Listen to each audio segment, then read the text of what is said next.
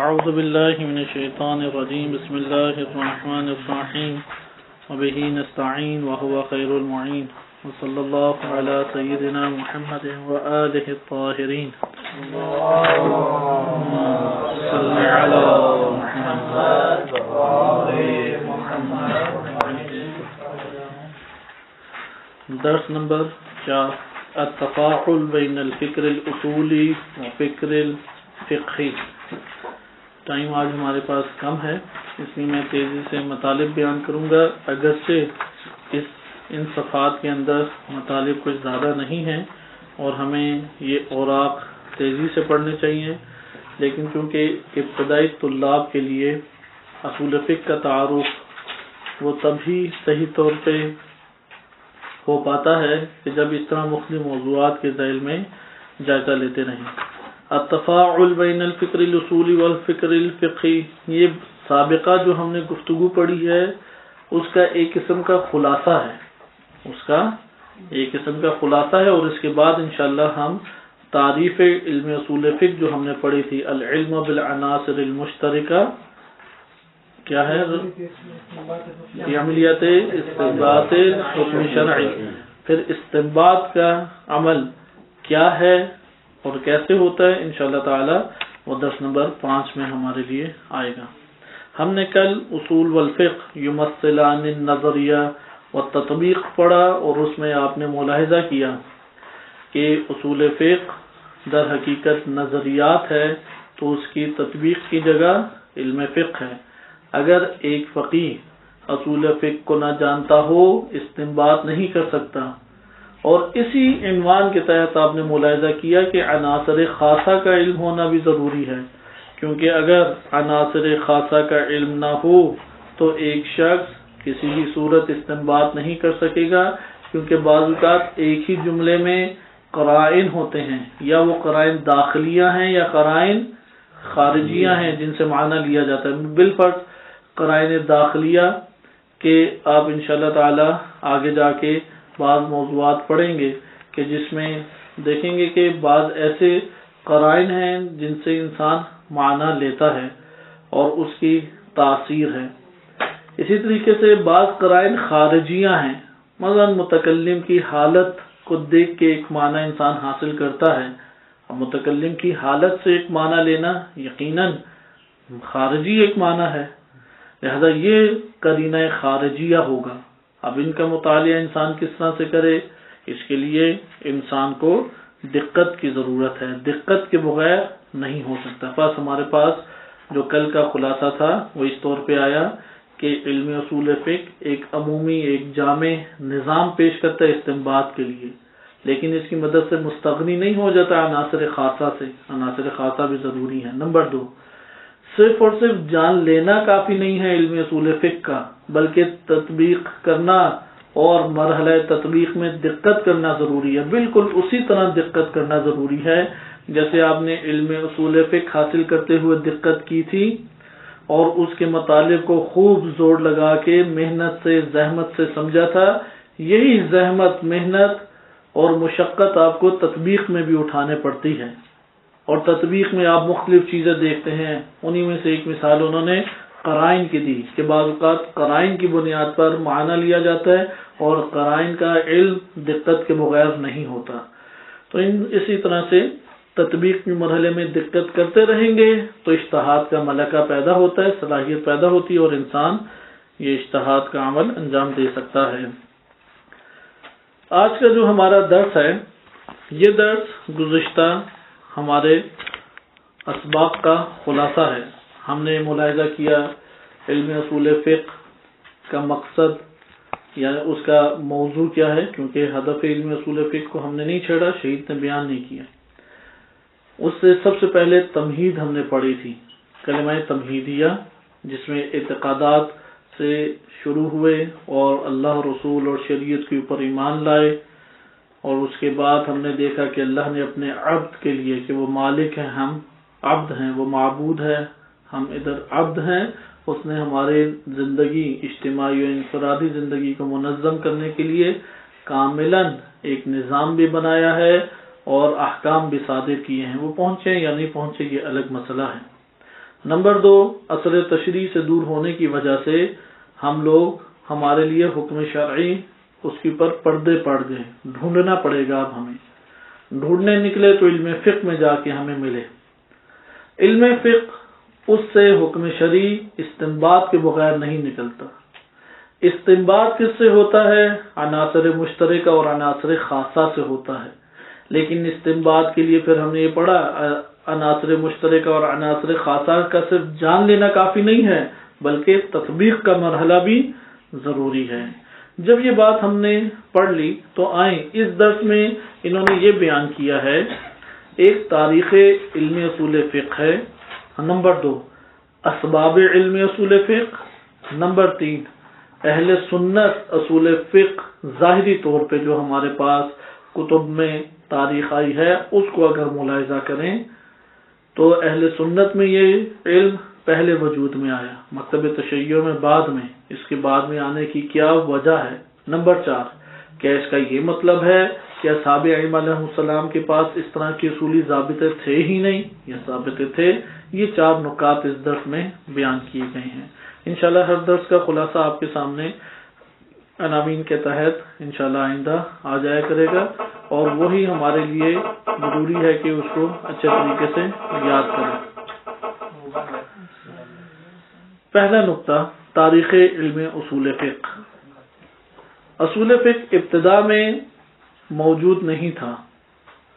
سب سے پہلے جو علم موجود تھا وہ علم حدیث تھا، آیات تھیں، روایات تھیں، قرآن کریم نازل ہوا، مختلف کلیات علم فقہ اس میں بیان کیے گئے، کیونکہ ایک سمندر معارف ہے، انسان کی ہدایت کا ایک بحر بے کراں ہے قرآن کریم، لہذا اس میں اصول ضوابط بکھرے ہوئے موجود ہیں، کلیات موجود ہیں، فقہی احکام اس میں ذکر کیے گئے ہیں، قلیل مقدار میں جتنا اشارہ تھا، اور باقی قرآن کی بعض آیات اور رسول کی اطاعت اور جو رسول دیں اس کو لے لینے کے باب سے سنت کی طرف ارجاع کیا کہ سنت کے ساتھ ارتباط قائم کرو۔ یہ حدیث ثقلین جو تواتر کے ساتھ ہم تک پہنچی ہے کہ کتاب خدا اور عطرت کی اہل بیت یعنی چہاردہ معصومین علیہ السلام یہ 2 سرمایہ ہیں، انہی سے متمسک ہونا ہے۔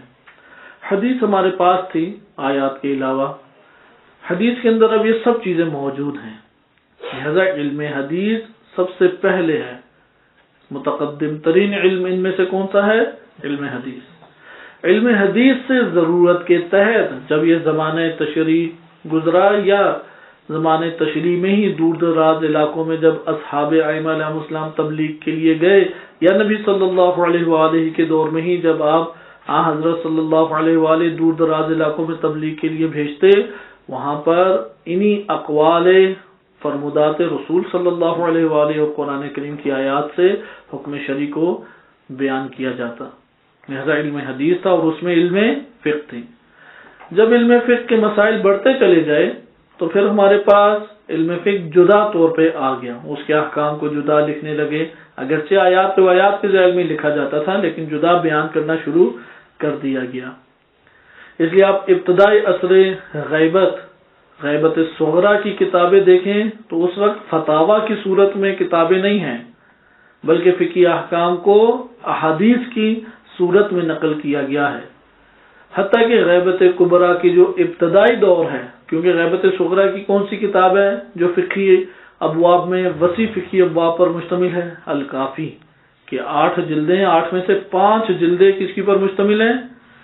فقہی احکام کی پر مشتمل ہے۔ 5 جلدیں، 2 جلدیں اصول دین پہ، 5 جلدیں فروع دین کی پر فقہی احکام پر، اور 1 جلد نوادر روضۃ الکافی نوادر حدیث کی پر مشتمل ہے۔ لہذا آپ نے دیکھا کہ علم فقہ پایا جاتا تھا حدیث کے اندر۔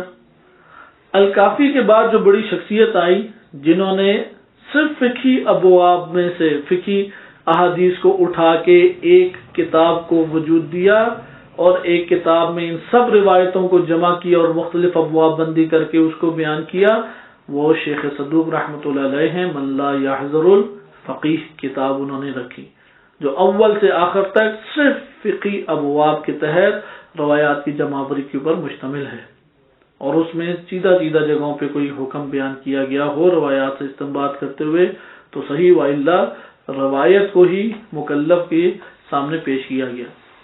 اس کے بعد شیخ مفید رحمۃ اللہ علیہ آئے اور انہوں نے پہلی کتاب صرف فتاوی کے اوپر لکھی اور احادیث اس سے ہٹا دی، صرف اور صرف فتاوی کے اوپر انہوں نے پہلی کتاب لکھی، غالباً وہ المقنعہ ہے، اور اس کتاب کی شرح ان کے عظیم ترین شاگرد شیخ طوسی رحمۃ اللہ علیہ نے کی، جو کہ تہذیب الاحکام کے نام سے آپ کے سامنے آئی۔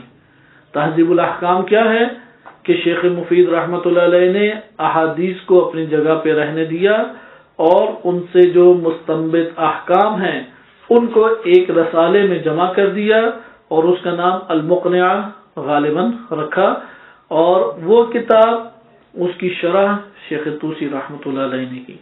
شیخ طوسی ایک جامع شخصیت ہے، بہت عظیم ترین شخصیت، کہ اس قدر قد آور شخصیت ہے کہ آج بھی ہمارے بعض علوم ان کا نام لیے بغیر وہاں پر کوئی رائے پیش نہیں کی جا سکتی، خصوصاً علم فقہ، علم رجال کاملاً ان کے اوپر ان کے گرد، ان کی شخصیت کے گرد گھومتا ہے، علم تفسیر ہے، علم اصول ہے، مختلف علوم ہیں، لہذا فقہ فقہ کی خدمت شیخ طوسی رحمۃ اللہ علیہ نے دیگر علوم کی نسبت زیادہ کی، مختلف کتابیں علم فقہ کے اوپر انہوں نے لکھی۔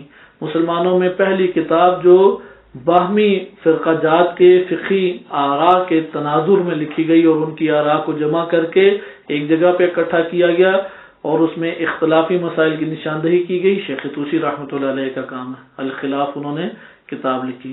شیخ طوسی کی دونوں قسم کی کتابیں ہیں، ایک احادیث کے ذیل میں جو انہوں نے فقہی احکام بیان کیے ہیں، اور ایک وہ کتابیں ہیں کہ جس میں فقط فقہی احکام بیان ہے، جیسے توضیح المسائل میں بیان کیے جاتے ہیں۔ شیخ مفید ان سے پہلے شخصیت ہیں کہ جنہوں نے توضیح المسائل کی مانند صرف مسائل کو ایک جگہ پہ اکٹھا کر کے لکھا۔ آپ نے یہ دیکھا کہ کیسے احادیث سے علم فقہ جدا ہوا۔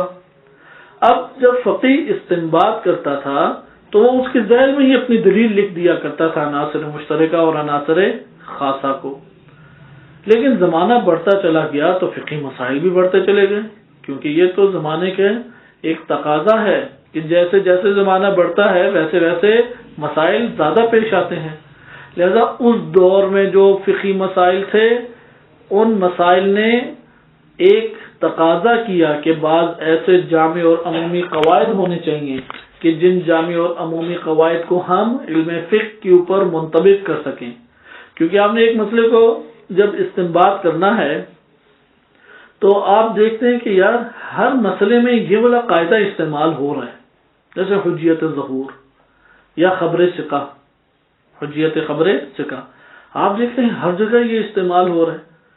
غیبت صغریٰ میں فقہا نے استنباط کیا، الگ سے نہیں اسے انہوں نے علم دیا، لیکن انہوں نے جب یہ دیکھا کہ یہ دو قاعدے علم فقہ کی خدمت کر رہے ہیں اور ہر جگہ استنباط میں شریک ہو رہے ہیں، انہوں نے اس کو نمایاں کر دیا۔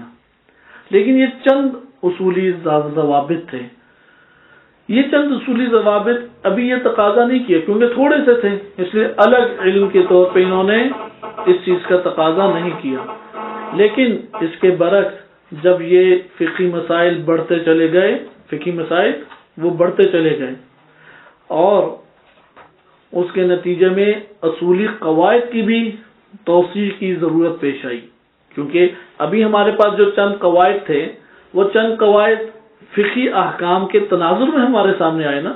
مثلا آپ نے بالفرض آپ کے پاس 4 کنال زمین ہے اور وہاں پہ کوئی پہاڑی ایریا نہیں ہے، آپ نے اب وہاں پر ہل چلانا ہے، تو کیونکہ پہاڑی ایریا نہیں ہے، جو آپ کے پاس آلات اور اوزار پڑے ہیں انہی سے آپ کا کام چل جاتا ہے۔ آپ پہاڑی علاقے تک جا پہنچے اور وہاں تک آپ کی زمین کی وسعت آ گئی، اب آپ کو ایسی مشین چاہیے یا نہیں کہ جو پہاڑ کو نیچے سے کاٹے اور وہاں پہ مٹی ہموار کی جائے، لہذا آپ تقاضا فیکٹری کی جانب کریں گے کہ ایسا ہمیں آلہ ایجاد کر کے دو کہ جس سے ہم یہاں پر یہ والا کام کر سکیں۔ اسی طریقے سے فقہ میں بھی یہ ہوا، علم فقہ میں مسائل جتنے تھے ان سے استنباط کرنے کے لیے تو ہمارے پاس قواعد، آلات، اوزار، وسائل موجود تھے اور ان کو علم فقہ کی جانب میں ہی بحث کر لیا جاتا تھا، جیسے آج عناصر خاصہ کو بحث کیا جاتا ہے، وہاں پر اصول فقہ یعنی عناصر مشترکہ کو ادھر ہی بحث کر لیا جاتا تھا۔ لیکن جب علم فقہ کے مسائل زیادہ ہوئے تو علم فقہ نے تقاضا کیا اصول فقہ سے کہ مزید مجھے عمومی قواعد ایجاد کر کے دو تاکہ میں اپنی مشکل حل کر سکوں۔ یہاں پر اب ضرورت پیش آئی کہ علم فقہ کو جدا طور پہ ایک مدون صورت میں سامنے لایا جائے، اس لیے غیبت صغریٰ تک یہ ضرورت پیش نہیں آئی۔ اصولی قواعد موجود تھے، اصولی ضابطے موجود تھے، لیکن مسائل کی نوعیت معین تھی اور ان مسائل میں استنباط ان قواعد عامہ سے ہو جاتا تھا۔ لیکن جیسے جیسے نئے نئے طرز کے مسائل سامنے آتے چلے گئے، وہاں پہ مزید قواعد عامہ کی ہمیں حاجت اور ضرورت پیش آنے لگی، لہذا علم فقہ نے تقاضا اصول فقہ سے کیا کہ مزید مجھے قواعد عامہ ایجاد کر کے دو تاکہ میں یہ استنباط کا عمل انجام دے سکوں۔ یہاں سے اصول فقہ جدا طور پہ ہمارے سامنے آ گیا۔ یہاں پر اب اگلا سوال ابھرتا ہے کہ اصول فقہ کو کیوں وجود دیا گیا؟ ایک سبب تو ابھی آپ نے پڑھ لیا کہ مسائل کی وسعت علم اصول فقہ میں وسعت کا سبب بنی، یعنی اصول فقہ میں وسعت کہاں سے آئی؟ علم فقہ میں وسعت کی وجہ سے۔ یہ ہمارا پہلا نقطہ تھا اس درس کا۔ دوسرا نقطہ تاریخ اصول فقہ کے ذیل میں یہ ہمارے لیے نقطہ تھا، وإلا یہ یاد رکھیں علم حدیث سے علم فقہ سے اصول فقہ۔ اس کا نتیجہ ہمارے پاس یہ نکلتا ہے کہ علم فقہ نے کہاں پر پرورش پائی؟ علم فقہ کی گود میں پرورش پائی، علم فقہ کی گود میں اس نے نشو و نما پائی۔ اس کو وجود کہاں سے آیا؟ میدان علم فقہ میں اس نے جنم لیا اور اسی میدان میں اس نے نشو و نما پائی۔ دوسرا نقطہ علم فقہ کے وجود کے اسباب، علم اصول فقہ کے وجود کے اسباب۔ علم اصول فقہ در حقیقت علم فقہ کی وجہ سے وجود میں آیا۔ علم فقہ کہاں سے وجود میں آیا؟ کہ جیسے جیسے عصر تشریع میں تو بالعموم ایسا ہوتا تھا کہ وکلاء خطوط لکھ لیتے تھے یا جمع کر لیتے، سوال جواب بارگاہ امامت میں حاضر ہوتے، سوال جواب لے کے واپس آتے اور مشکل لوگوں کی حل کر دیا کرتے تھے۔ وکلاء کے ذریعے سے چلتا تھا سلسلہ، اور کم جگہیں ایسی تھی جہاں پہ بطور وکیل معین کیا گیا تھا اور انہیں کہا تھا کہ تم فتویٰ دو۔ ایسی بھی جگہیں تھی، کوفہ ہے یا بعض دور دراز علاقے کے رہنے والوں کو کہا کہ تم اس کی طرف رجوع کیا کرو۔ جیسے آپ نے صحیح سند روایت الکافی میں پڑھی کہ عثمان بن سعید امروی کو کیا کہا؟ امام نقی اور امام عسکری علیہ السلام دونوں نے کہ یہ میری طرف سے قابل اعتماد ہیں، تم دونوں کے لیے چاہیے کہ اس کی اطاعت کرو، اطیعہما، کہ تم دونوں کو چاہیے اس کی اطاعت کرو، یہ میری طرف سے جو کچھ یہ میری طرف سے پہنچائے وہ سمجھ لو میری طرف سے پہنچایا ہے۔ یہ ہمارے پاس خبر ثقہ، خبر واحد کے اوپر ایک بہترین دلیل بھی بنتی ہے۔ بس آپ نے یہ دیکھا کہ اس دور میں اس طرح کام چلا لیا جاتا تھا۔ ہمارے یہاں جب عصر تشریع ختم ہوا، غیبت صغریٰ شروع ہوئی، تو قلیل سی غیبت صغریٰ افراد کے ساتھ تعلق ہوتا، نواب خاصہ تھے، اس لیے بہت بڑی حاجت پیش نہیں آئی۔ فقہ کے مسائل بڑے لیکن بہت بڑی حاجت پیش نہیں آئی۔ لیکن جب غیبت کبریٰ شروع ہوا اور نیابت عامہ کا سلسلہ شروع ہوا، یہاں پر ضرورت زیادہ پیش آ گئی۔ علم فقہ اب وہ اس کے اوپر حکم شرعی کے اوپر ایک ابہام ہو گیا، مبہم ہو گئے حکم شرعی، کیونکہ پہلے تو امام علیہ السلام کی طرف سے جوابات آ جاتے تھے۔ اب ایک مسئلہ پیش آیا تو کہاں تلاش کریں؟ یہ معلوم ہے کہ مولا کی طرف سے وہ صادر ہو چکا ہے حکم اب کے لیے، لیکن کہاں اسے جا کے تلاش کریں؟ یہاں پہ آیات روایات سے فقہاء نے زحمت اور انتھک محنت کر کے استنباط حکم شرعی کے، یعنی جو اللہ اور اس کے رسول اور امام کا حکم ان جگہوں پر موجود ہے اس کو نکالا، نہ کہ اپنے احکام کو نکالا۔ جیسے بعض لوگ یہ فتنہ گر لوگ کہتے ہیں مجتہد اپنے ہی فتوے دیتا ہے، اپنے نہیں فتوے دیتا، حکم شرعی جو امام علیہ السلام نے روایت میں بیان کیے وہ عدالت کے ساتھ اٹھا کے آپ کے سامنے پیش کرتا ہے۔ اس لیے جب یہ مسئلہ ابہام دور کرنے کی بات آئی، ابہام اب کیسے دور کیا جائے؟ کیونکہ ابہام کون دور کرے گا؟ علم فقہ۔ کون دور کرے گا؟ علم فقہ۔ لیکن علم فقہ میں جا کے وہ ابہام کیسے دور ہوگا؟ اصول فقہ کے ذریعے سے۔ اصول فقہ اس میں ایک اہم ترین ہمارے پاس مرحلہ ہے۔ یہاں سے ہمیں پھر یہ موقع میسر آیا کہ علم اصول فقہ کو وجود دیا جائے، اور ادھر سے فکر فقہی فکر اصولی میں تبدیل ہوئی یا ہمراہ ایک ساتھ چلنے لگی. اس لیے اب ایک دوسرے سے جدا کیا جا سکتا ہے ان دو علوم کو؟ نہیں کیا جا سکتا، کہ آپ نے پیچھے سابقاً پڑھا کہ یہ دونوں آپس میں مندمج ہیں، یہ آپس میں ایک دوسرے سے ملے ہوئے ہیں. تیسرا نقطہ ہمارے پاس کہ اہل سنت، اگر تاریخ اصول فقہ کا ہم مطالعہ کریں تو ظاہراً اہل سنت ہمیں سابق نظر آتے ہیں، پہلے نظر آتے ہیں.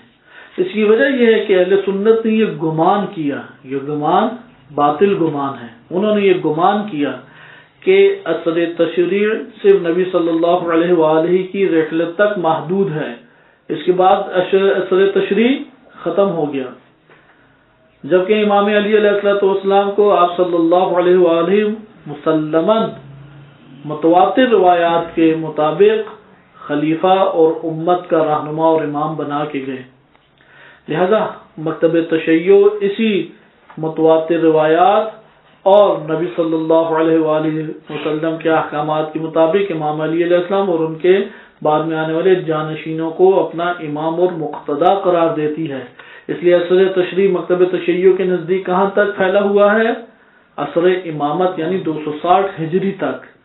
لہذا اہل سنت کو 260 ہجری سے پہلے 10 ہجری کے بعد جو ضرورت پیش آئی، ہمیں وہ ضرورت کب پیش آئی؟ 260 ہجری میں جا کے پیش آئی. لہذا یہاں پر باطل گمان کی وجہ سے انہوں نے اپنے لیے چند قواعد عمومی ایجاد کیے. مکتب تشیع ان قواعد سے بے نیاز تھی، کیونکہ امام معصوم موجود ہیں، خدمت میں حاضر ہوتے، سوال جواب پوچھتے، اور جہاں پر نہیں حل ہوتے تھے اس کے لیے اہل بیت علیہ السلام نے جو عمومی ضابطے دیے ہوئے تھے وہ احادیث کے اندر ہی رہتے ہوئے استنباط کرتے ہوئے وہ ضابطوں سے استفادہ کر لیا جاتا تھا. اس کے بعد ہمارے پاس چوتھا نقطہ آ جاتا ہے کہ کیا اگر اہل تشیع مکتب اہل بیت علیہ السلام کو 260 ہجری کے بعد یہ موقع میسر آیا کہ انہوں نے اس علم کو وجود دیا، کیونکہ اثر تشریع 260 تک پھیلا ہوا ہے، 260 ہجری کے بعد حکم شرعی ہمارے لیے اس پہ غموز آ گیا، اس میں ابہام آ گیا، اور اس ابہام اور غموز کو دور کرنے کی ضرورت محسوس کی گئی. کیا 260 ہجری سے پہلے کوئی اصولی ضابطہ نہیں ہے؟ اصلاً علم مکتب تشیع اصول فقہ اور اس کے ضابطوں سے یکسر طور پہ خالی ہے یا موجود ہے؟ اگر ہم روایات اہل بیت علیہ السلام کو مطالعہ کریں تو اصول فقہ کے ضوابط پھیلے ہوئے ہمارے پاس موجود ہیں. خصوصاً امام باقر و صادق علیہ السلام کے اصحاب وہ ان ضابطوں ہمارے پاس صحیح سند روایات سے بعض ضابطے آئے ہیں، جیسے روایات ما بلغ ہیں، خبر اس کا خبر واحد کی حجیت ہے. حتیٰ یہ بعض روایات اس طرح سے بھی آئی ہیں، اگرچہ وہ سنداً ضعیف ہیں لیکن ان کی تائید ہو جاتی ہے دیگر روایات کی مطابقت کی وجہ سے، کہ ہمارا کام ہے تمہیں کلیات دینا، ان کلیات سے فروع کو نکالنا تمہاری ذمہ داری ہے. یہ امام صادق علیہ السلام سے منسوب کلمات ہیں. 2-3 روایات اس معنی پر مشتمل ہمارے پاس ہیں. بس ان سب سے ہمیں یہ کیا پتہ لگا کہ ائمہ طاہرین علیہ السلام وہ اپنے اصحاب کو کلی ضوابط علم اصول فقہ کے دے کے گئے اور عطا فرمایا کرتے تھے، اور انہی کلی ضوابط سے اہل بیت علیہ السلام کے اصحاب مختلف طرح کے فقہی احکام کو اپنے لیے حل فرما لیا کرتے تھے. اگر خصوصاً دور دراز علاقوں میں منتقل ہوتے تو وہاں پر جہاں یقینی طور پہ استنباط یقینی ہوتا، ضمنی نہ ہوتا، اس حد تک وہ اس سے استفادہ کرتے اور اہل بیت علیہ السلام کی طرف رجوع کو بھی جاری رکھتے. اور ائمہ علیہ السلام نے خود یہ ضابطے اصولی ضابطے دیے. دوسری دلیل ہمارے پاس ایک تو یہ قسم کی روایات، دوسری ہمارے پاس کیا دلیل ہے؟ وہ دلیل بعض اصحاب ائمہ علیہ السلام کے باقاعدہ رسالے موجود ہیں کہ جو اصول فقہ کے بعض موضوعات پہ لکھے گئے، جیسے ہشام بن حکم کا معروف رسالہ رسالتون فی الالفاظ، الفاظ کی دنیا میں، کیونکہ مباحث الفاظ اصول فقہ کی اہم ترین ابحاث ہے. الفاظ کی ابحاث کے اوپر باقاعدہ ایک رسالہ ہے. یہ آپ لوگوں نے 2 نام یاد کیے تھے، وہ کیا نام تھے؟ کتابوں کے اندر پہلے 2 نام کیا تھے جو ہم نے پڑھے تھے؟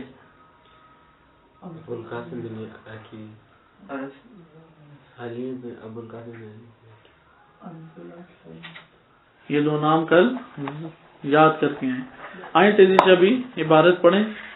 اور کیونکہ ہمارے پاس یہ جو آخری نقطہ اس کی دلیلیں یہی ہیں. ایک دلیل ہے یہ روایات جو میں نے آپ کے سامنے پیش کی ہیں، دوسری دلیل کتابیں ہیں. یہ کتاب بھی ادھر موجود ہے، رسالۃ فی الالفاظ.